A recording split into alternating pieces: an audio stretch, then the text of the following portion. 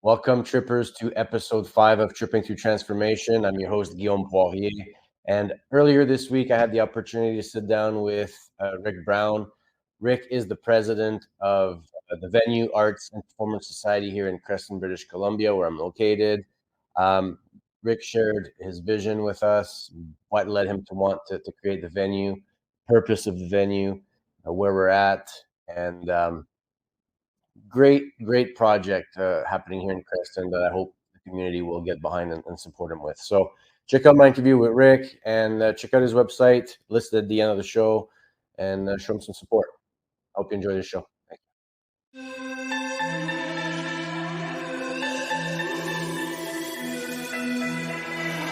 Balance makes it bang.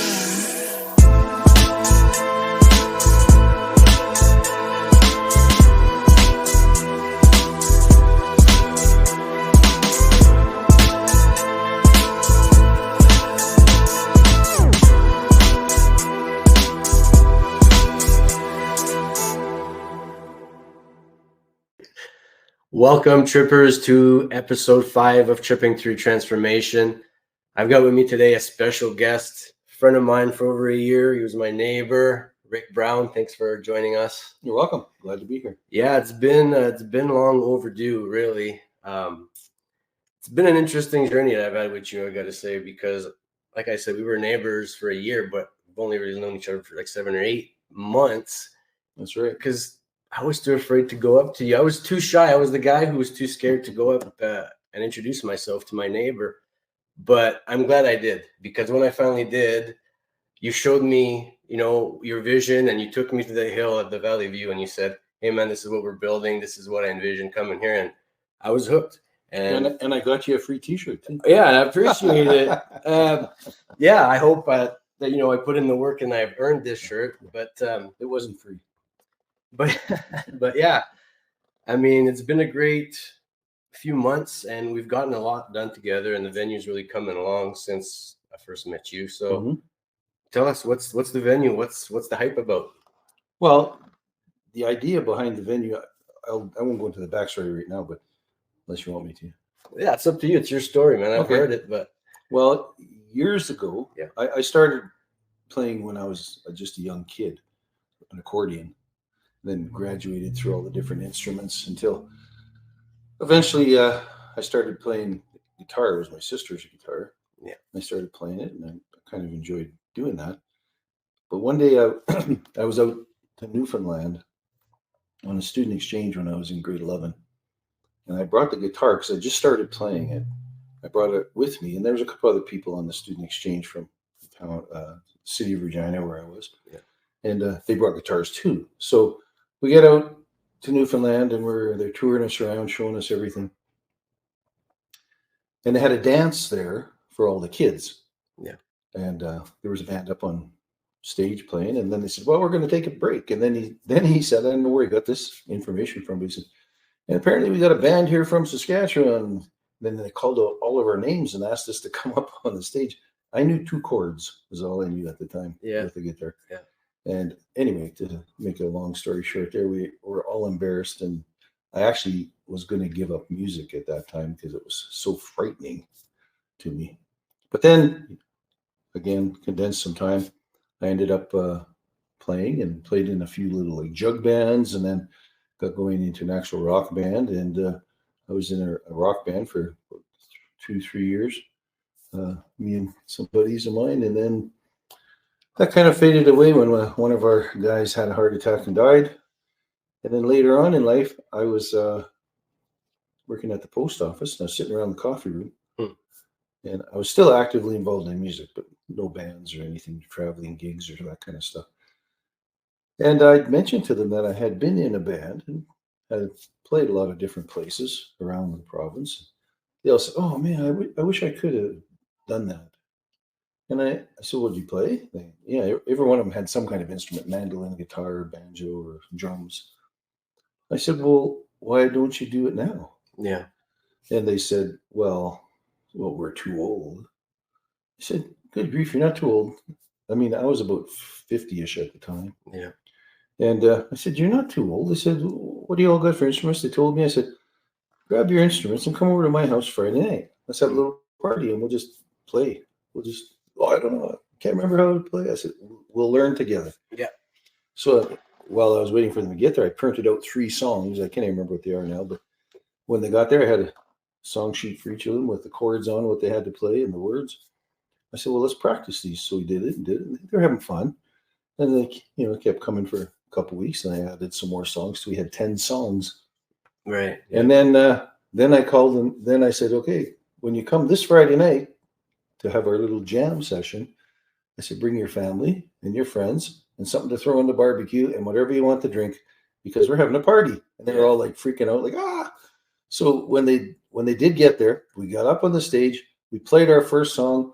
All their friends and family were up dancing. These guys were having now the best time of their lives up on the stage, eh? Yeah. And I saw all of them, like they were, like I say, 50, some were as old as 60 or 70 at that time.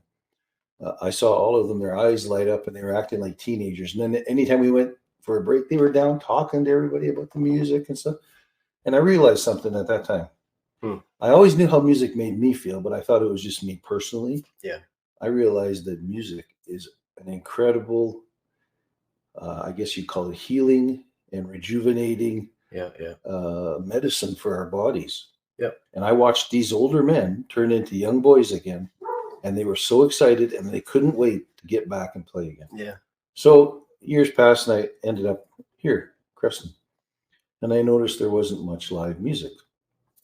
I was over at the one of the campsites here. They had a stage, and I asked what the stage was for. They said, "Oh, we're not sure."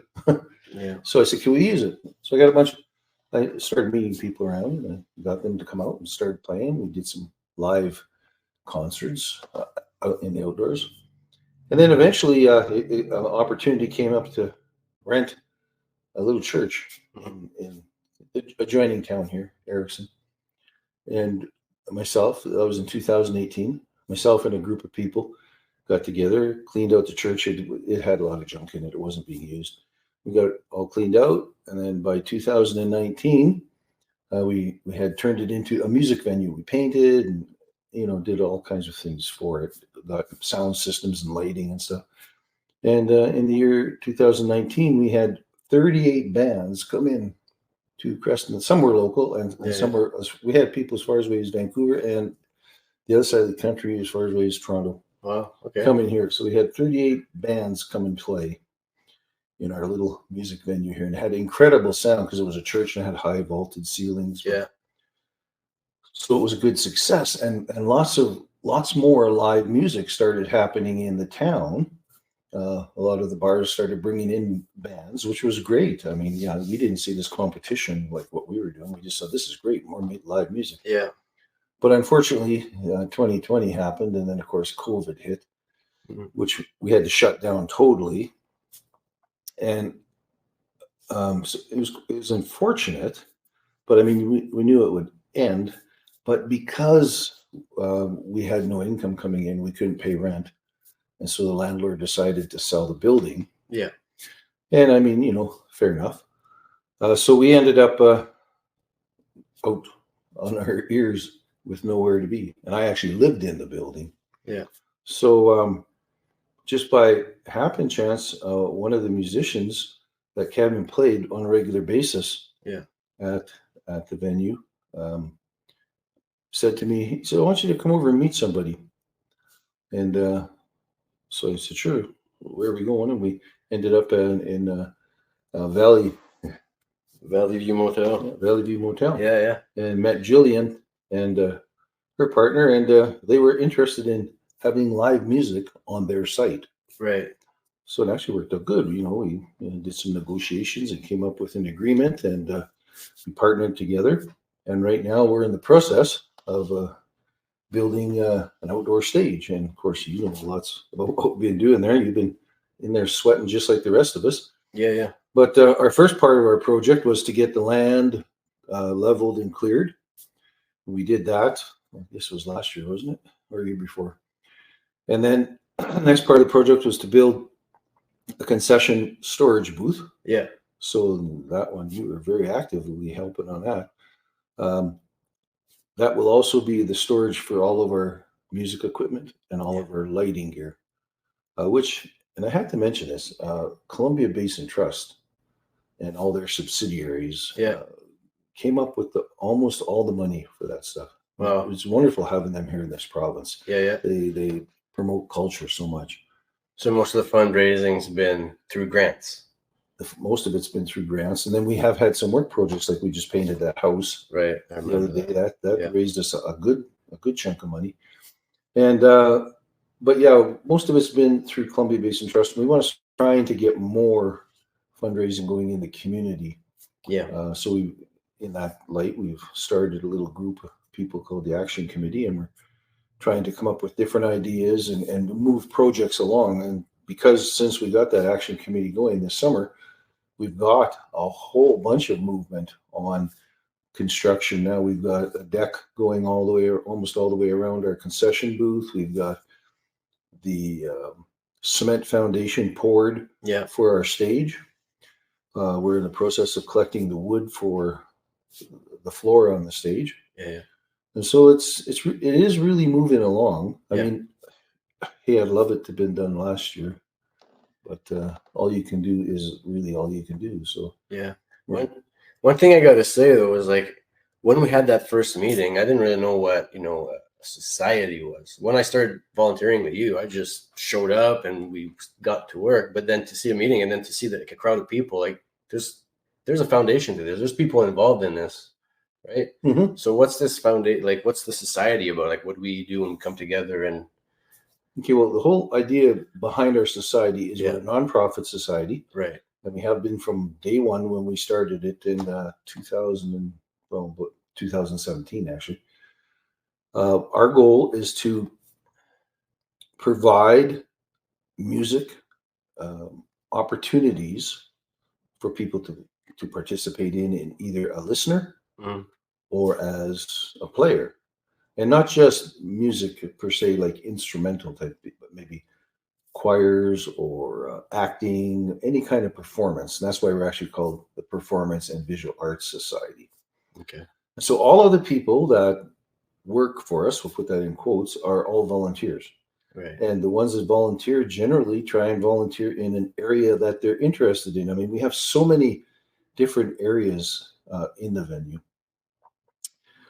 We've got all the different music instruction or dance instruction or any of those type of things, which we eventually want to have classes and workshops on those kind of things. But there's also all of the technical side of it too. There's lighting systems. Anytime you've watched a concert and you've seen a good lighting system, you can appreciate how valuable that is to a show. It coordinates with the music and all that type of thing. So we've got we're just in the process of buying our lighting system. We got part of it. We just got the rest of the money the other day for it. So we want to have people operating that. And we do have some people that are pretty good with lights right now. You're enjoying lights. So we've got Ron Coy. He's came from Calgary, operating the lighting system for one of the theaters there. So we've got, more and more people coming to the different areas that they're interested in. So we'll be able to have an area, the lighting crew, and then we'll have the sound crew, the people that are sound engineers mixing the sound and that type of thing. We have a concession booth. We've already had about 3 or 4 volunteers to run the concession booth. Yeah. People that want to be in there serving customers, making popcorn, hot dogs, and all that kind of thing. And we've got people there. And then we're going to have security people. You always need security on for events. So we're going to have a hostess, I'm not sure what you call them nowadays. Host people. Greeters. Yeah, greeters or something like that. Then we got the ticket takers. And for us to run an event on any one night, it takes 14 people. Okay. But you can't do everything with just 14 people because they get worn out pretty fast. So we need more and more volunteers as time goes on. And there's lots of benefits being a volunteer. You get to wear a shirt. Yeah. And you'll be at events whenever they're on, and you're volunteering. You'll be able to sit and listen to the different events. And anybody can volunteer. It's not just for society members. Oh, no. Well, anybody can volunteer, but we're in the process. We had before a society membership. Yeah. Where everybody paid so much, and then they became a society member. But back then, we really weren't sure why they wanted to do that. Right. And now we're realizing, now that we have an actual location with things that we're doing and different positions that are going to be there, it will if somebody wants to volunteer to come and help, we'll accept their help. But we'll encourage them to become a member of the society and put their name on the mailing list at least, so we can send out to them and say, hey, we need some help. Come on out and give us a hand. Yeah. Well, I think you've been good at bringing people together. I mean, when you're telling the story about how you got those old guys playing a band, and then you bring these 38 bands to Creston, like definitely you're good at drawing a crowd, or at least attracting people when you have, when you believe in something that you're trying to create. So I'm sure this is going to be a huge success. I have no doubts. And I think it's so funny too that, you say you met Jill by chance, because I also met Jill by chance. I didn't have a place to stay. I stayed at her motel. She introduced me to you. I went up to you, and, this is all it kind of came to be. So it's kind of magic, I think.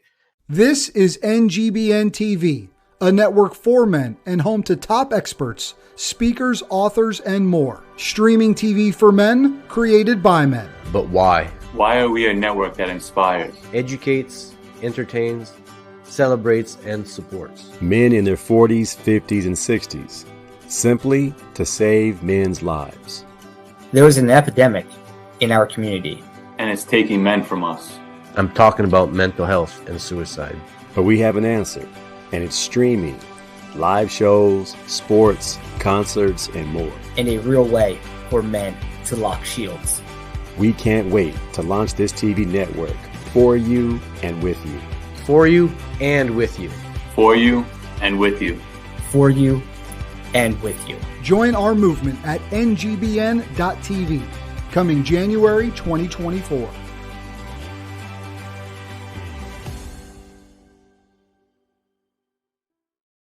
But so once the venue's completed, like let's just say the stage is built, seating's done, the concessions there, and we have living arrangements for the musicians. Because one of the things we're talking about too is allowing musicians to have a place to stay, right? Because that's kind of a big draw for the venue. Mm-hmm. Is that right? That's for sure, yeah. Yeah. I know I'm not a musician, so maybe you can kind of explain the life of a musician and why going to the venue is such a good opportunity for them.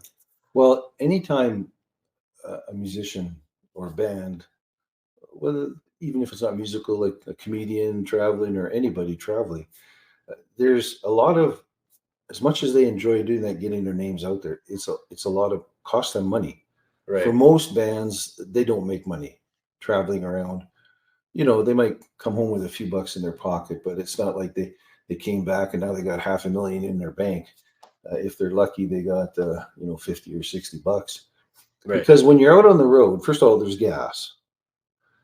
The cost of your travel, the wear and tear in a vehicle, a bus, or if you're flying, but the cost of fuel and the machines you're flying around in or driving around in. Then there's food. Yeah. And then there's living accommodations, and not just a place to lay your head, but you got to do laundry when you're on the road. You got to look after your health and all that kind of stuff. So there's a lot of things. And then wanting to be able to be somewhere and then find out that you have a decent stage with a good sound system and nice lights. I remember one time going to play somewhere and they had 2 pallets on the ground with a piece of plywood on it and said, "There's the stage." And I was, no, you got to be kidding me. Yeah. But so a group on the road, traveling on the road to perform. What my thought was, they come into town, and what? Back when I played in the 70s, or well, actually the 80s, it was. We got, as a band, we got $100 each. Okay. So if there's 5 people, you made $500. Yeah. Guess what? People get paid today. $100. The same flipping $100. Yeah. And people don't realize how much work a musician puts in.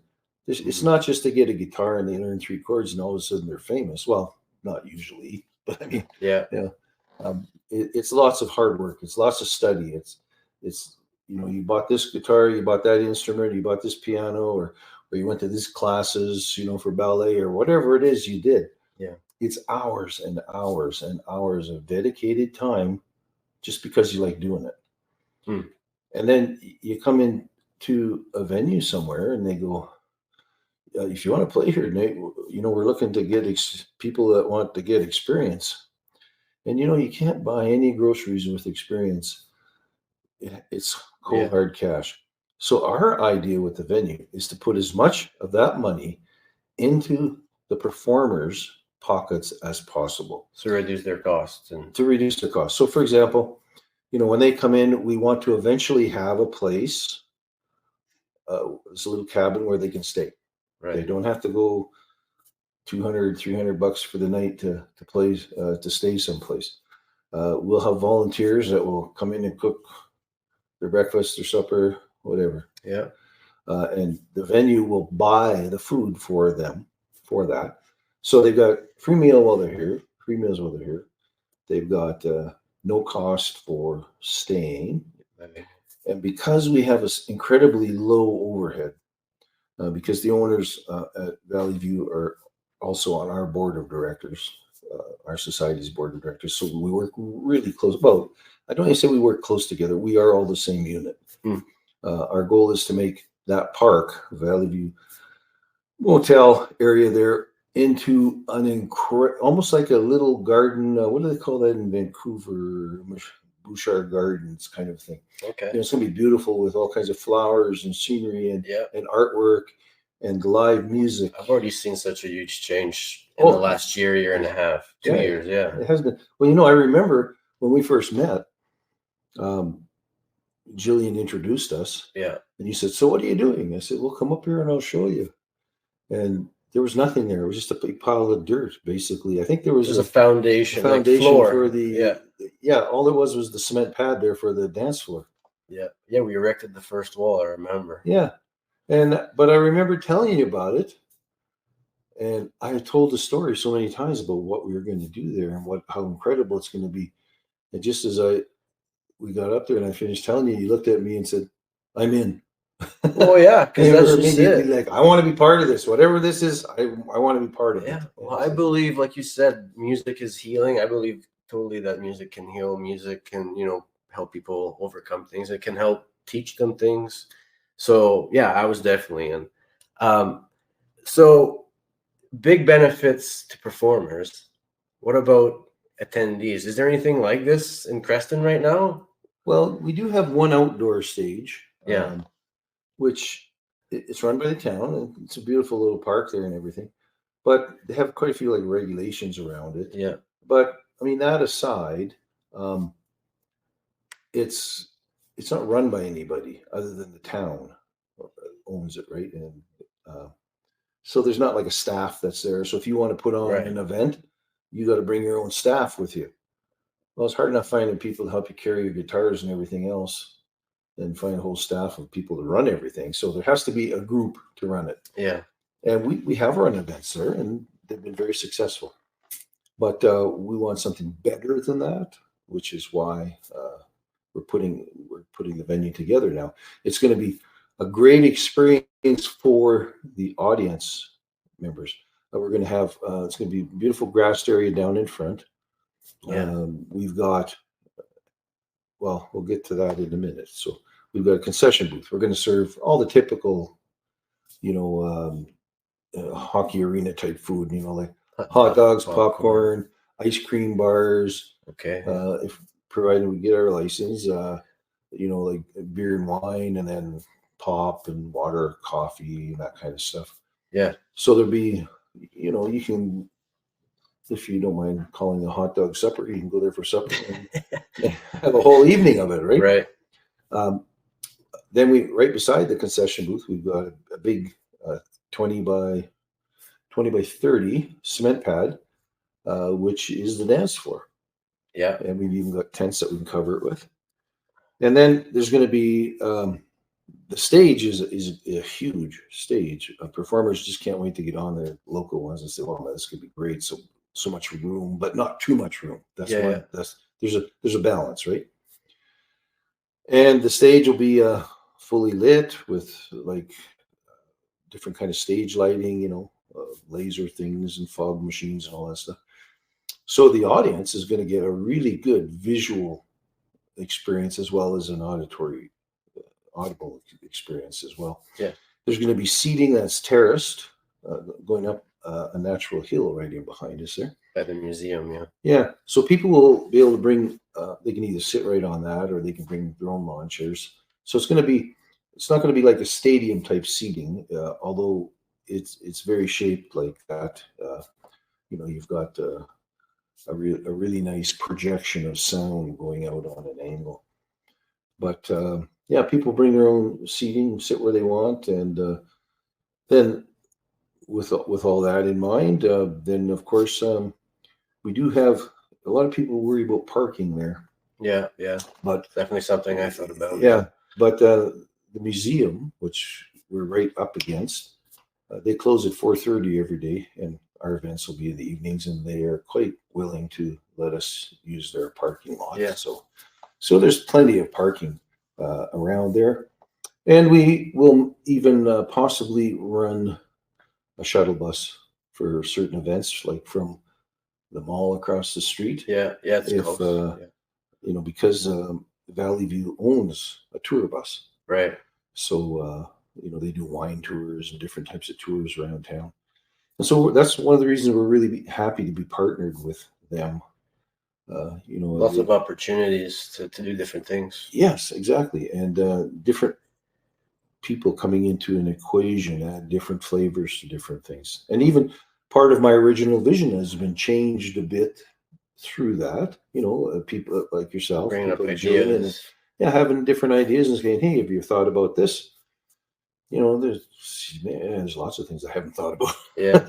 Well, there's another one. Maybe it's too soon to say, but how many events do you think we'd be having, like per month or per week? Well, we have ideally small limitations on that because, we have to remember that we're right inside somebody else's business model.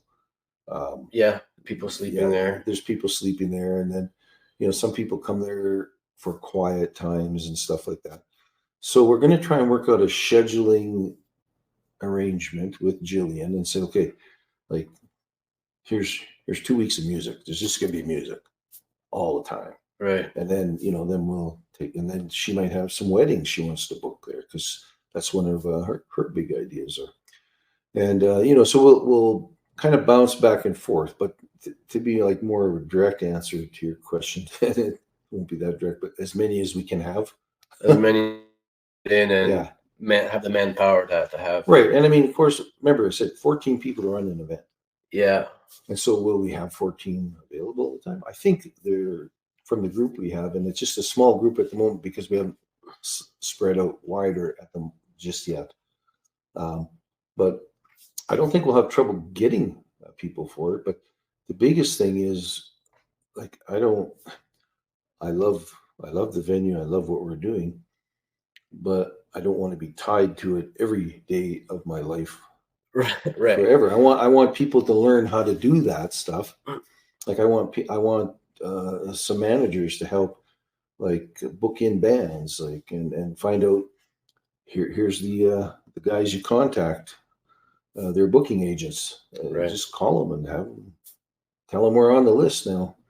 Having people that can just run the concession, that know what to order and can look after, know how to order things and how much to order, and how much we're going to need, that kind of stuff.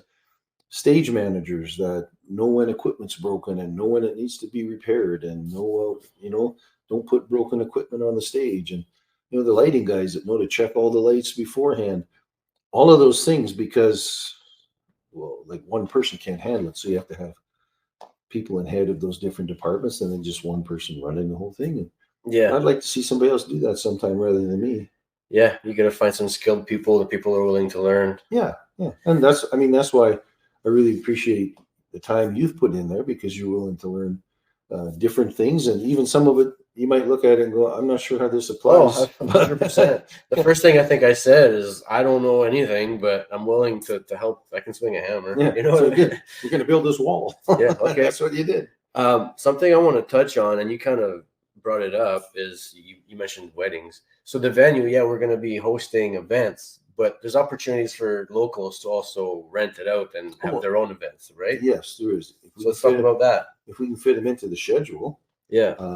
if there's a free time, they're welcome to rent. And we'll have, as far as costs go and stuff, I don't know just right. Yeah, now. we'll figure that out. We'll figure that out, but yeah, they'd be able to rent it for different events, and as long as it's not interfering with any other event going on there, they can. Then what we'll do though is, as the venue, our concession booth people will run the concession booth. Right.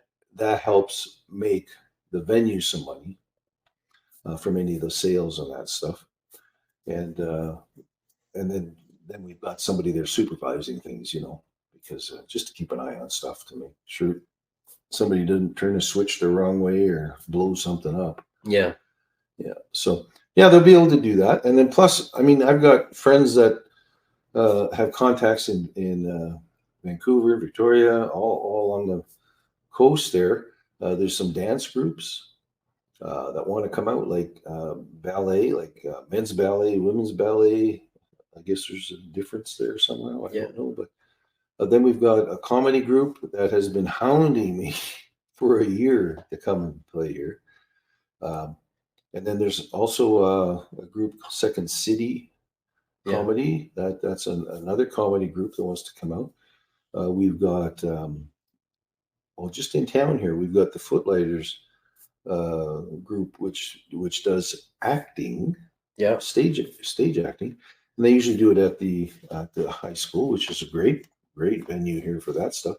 But I'd love to get them out to do some outdoor things too, because that would be probably exciting for some of them. And I know a few have indicated an interest with that. So, but then let's say somebody's got a birthday coming up or an anniversary, and they just want some special type of an idea for it, will be available. The other thing we're going to do, and we used to do this when we had the church in Erickson, is we did movie night. Okay. And so we that'd be nice. And we always okayed it with the local theater here. We said, and we always played old movies. Well, when I say old movies, I mean like some of the original Disney ones, like Mary Poppins and that kind of stuff. Yeah, that's old. Well, that's fair to say. It's my favorite movie, honestly. It really is. Yeah, before my time. But so we played those kind, and we let the Tivoli Theater here know that we were doing that. And she said, "Yeah, that's no problem." And then we didn't charge for it. Again, all we did was we ran the concession. Yeah. And so we made money off pop sales and popcorn and that kind of stuff, right? Yeah. And so we even had some church services come in and use the venue. And if they were wanting to do an outdoor, they'd be welcome to. Yeah. That kind of actually touches on something else that came to mind is I've seen you hosting stuff around town, like at the the spring fair, right? Mm-hmm. So the venue does activities throughout the town as well. Oh, yeah, we do. Like, because we've got the people that know about sound systems. Yeah. We have, I would almost venture to say one of the best sound systems this area in the Kootenays. And if not the best, we're in the top 2 or 3. Yeah, but we've got an incredibly good sound system, and we've got people that know how to run it, and that's an important thing. So they can go out. As a matter of fact, this weekend there's a group in town, something with food retailers. They're renting our equipment to use for their different centers. The rec center. Yeah. Okay. Yeah. Well, I'm sure I'll see you then. I'll be working. I'm sure you will, because you'll be working. Yeah. So anyway, we rent out our expertise and our equipment. Yeah. Excuse me. And it helps for fundraising. Because we make a few bucks here and there, and gets the name out. We've got our name sprayed on all of our equipment. Gives people the chance to say, what are you guys all about? That's right. We wear these. You don't just do farmers markets or spring fairs. We have done fall fair. We've done spring fair. We've done farmers markets. Anytime there's a concert in the open air Millennium Park here, we're generally involved with either supplying equipment or supplying speakers to help and that kind of stuff. Battle of the Bands, right? Oh yeah, Battle of the Bands. Well, actually, I as a I don't know what you call it. I did half the work, and Val did the other half, but she did way more than the other half. Co-organizer? Co-organizer, I guess, yeah. Yeah, so, I would look, she'd give me assignments, and I'd go out and do those, and she'd do her side of it and stuff. Yes. And then, so you're really involved in a lot of things throughout the town, really. You're kind of just in the background a little bit right now. But I guess I am, but I don't really think about it too much. But yeah, I just figure it's nice to be busy and do something, have something that's going on. Yeah. And if you've got something that's going on that's making a difference, that's, to me, that's, you get one kick at the can kind of thing in life to either just drift away peacefully and nobody knows who you are, or maybe somebody says, I think I remember that guy. Yeah. I'm thinking, well, maybe this is my chance to get a kick at the can to somebody to say, I think I remember that guy. Well, I don't know. I gotta say, Rigo, for me, like I've heard all the stories from where the venue started, and I gotta say you've put a lot of effort into this, and you're true to your vision. I mean, I'm picturing when I'm on the roof and you're falling off the ladder, and you're like, it's all part of the dream, Guy. Like sometimes shit's happen, and you keep going, right? You don't say no. If something has to be done, you just do it. And I really think that the community is going to benefit from this tremendously, and you're going to be drawing in a lot of people, and we're going to have awesome events. And yeah, it's going to be a lot of happy people, lots of healing, and lots of returning to youthfulness, like you said with your band. I agree. Yeah. I just came off a band practice before I came here. So there you go. Mm-hmm. So what do you think? Is there anything else you feel you got to get off your chest as far as the venue goes? Something that people have to know? Well, I guess not so much that people have to know, but what people have to do is learn to experience is what they need. Yeah. They need to come out to live events. And I'm not talking about just venue events. I'm talking about events around town here, events at the theater. If there's a poetry reading or a powwow dance going on or something, you need to get out and experience things in real life. Yeah. Because that's when you really start to live. Yeah. And that's what I'm all for is living life to its fullest. Yeah. So I hope everybody tries to do that. And I hope all the people of this town embrace that vision. Yeah. I couldn't agree with you more. I mean, Michael Charles right there, that's somebody you brought to town. I got to experience him. And I mean, I'm working at for the venue, but music, like live performance, is not something that I know really well. Like I've only been to like 5 concerts my whole life. That was amazing. You made it happen. So 100% people have to be willing to try new things and have those experiences, because that was badass, man. Well, like the whole music scene is not just about performers. Yeah. I mean, you see the guy up on the stage playing a guitar or singing a song or something. There is a whole bunch of people behind them that made that happen. And you know what? If those people weren't there, it wouldn't be the same show. Yeah. And so guys like yourself that say, I'll come out with a hammer and pound some nails. What do you need me to do? Yeah. And then there's guys like Buddy Cole that just dug the big trench there the other day for the electrical. And we've got Bill with the framing. Bill helped us frame up our first building there. You got Thundercats come to help. Yeah, we got Thundercats come and help. They're digging holes. Yeah. And then we've had young kids coming out too to help because their mom's interested, and so she brought them out, and they were all excited about learning. It wasn't even music they were learning about. They were just excited to be involved in a project, living life out in a boat. Yeah. So. Well.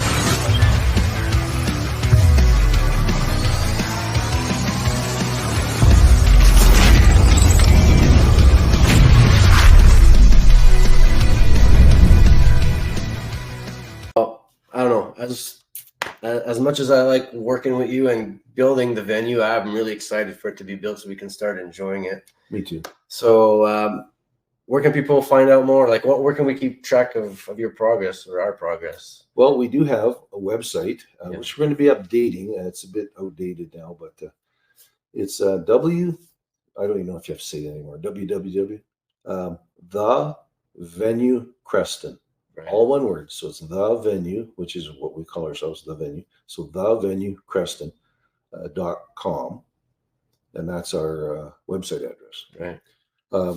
our phone number is 250-428-6444. Okay. And if you dial that, you'll hear this voice because that's my phone. They're calling you. You're calling me. Yeah. And you're on Facebook too, right? Yeah, we are on Facebook. We are on Facebook under The Venue. Yeah. But when I first set it up, I messed it up, and there's a couple of them, and I don't know how you get to whichever one. The I Venue, post stuff. Creston. I think so. I'm Yeah. not sure. Specify I'm not very good at that. That's what we gotta have, a social media person Yeah, somebody to run that. that knows what they're doing on that. Yeah. So, and then of course, we're at Valley View Motel, which is just right behind the Creston Museum. Yeah. Between Devon and Lakeview Drive. You're welcome to stop by anytime you want and Have a peek and check it out and see what's actually going on there. And you'll hear the story all over again. Yeah. Awesome. Yeah. Okay, well, there you go, trippers. The Venue, I'm sure you guys are going to hear me talking about it a lot more. And if you're from Creston and you're listening to this, go check it out. There's no reason to. Town's small enough, anybody can walk there. So come on. And if you want to volunteer, check out the website, the Facebook page. I'll have all the details in the credit. Rick, thank you so much. And I know that great things are going to happen at the You're Venue. welcome. And thanks for making And me you'll be part it. of them. You'll be part of them. So Awesome. great. Thanks a lot. Thank you for listening. Have a good night. I appreciate you.